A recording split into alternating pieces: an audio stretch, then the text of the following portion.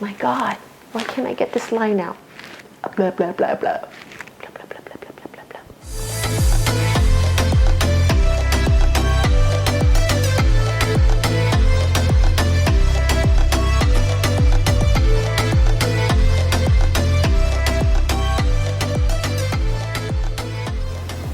Hey guys, welcome back to Belqui's Twist. I am so happy today because guess what?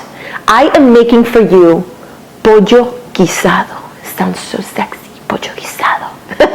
It's another Dominican dish and it is one of my favorites growing up and even till today. I just love it. You can make it with dark meat, you can make it with breast like I'm doing today.